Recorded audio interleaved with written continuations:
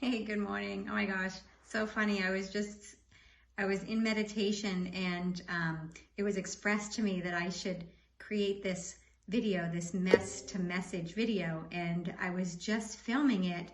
And all of a sudden my phone just popped off of the, I don't know, device that's holding it. And I thought to myself, oh my gosh, the ego totally doesn't want me putting this video out there.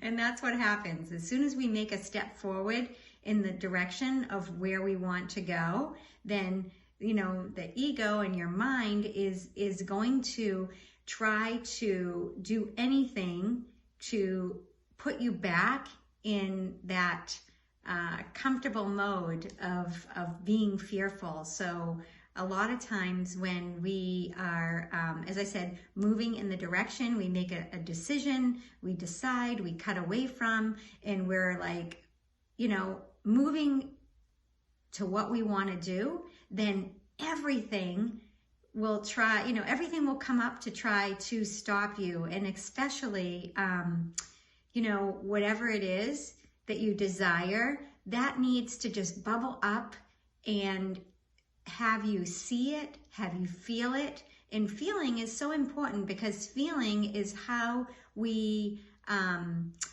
release it. You got to feel it to heal it. So everything unlike what it is that you're desiring comes up for you to look at, for you to feel, and for you to totally release it. It's the only way to get rid of it. So a lot of times when we're moving in the direction of where we want to go, when this comes up, people are like, oh, I guess I'm not meant to do this. That fear just stops you in your tracks and you stop doing it. You I guess, cave into, I guess I'm just not meant to do this. So anyways, I am meant to do this video, and the phone popping off is not going to stop me. So anyways, I was saying before I got so interrupted that it was expressed to me to create this video of my mess to message. So I'd probably say that it started when my son Jesse was born. I mean, up until then, life I thought was pretty good. My husband was making a very good living. We had just purchased this beautiful home on the water here in Naples, Florida. I mean, life could not get any better. I had a lot of help. I had a nanny and a full-time housekeeper. My kids were in private school. I mean, life was awesome.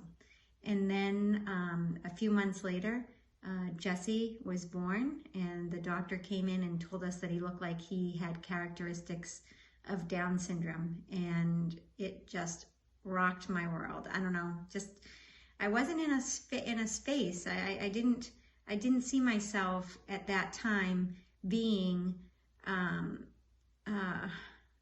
mom of, I don't know, I guess I didn't, maybe the truth be told, it wasn't what I wanted. It wasn't what I was expecting, right? So I took it pretty hard, and it took me a while to move out of that. But, I really know now that every, what's the saying? Every adversity carries with it an equal or greater opportunity. So, I mean, having Jesse has been one of the best things that could have ever happened to me. But at the time, I just didn't know it. I wish I could go back to that, that girl at that time and just tell her that, everything's going to be fine. You're just fear. It's all fear. So anyways, so Jesse was born, rocked my world. And then, I was moving through that fine. And then all of a sudden, my husband's business went south. And then, it was almost like, God gives us a feather stroke, and we kind of we don't look at that. And then he gives us another one, and we don't look at that. And then all of a sudden it's like the boom, the 2x4. And so, yeah, I got the 2x4, and, we lost our home.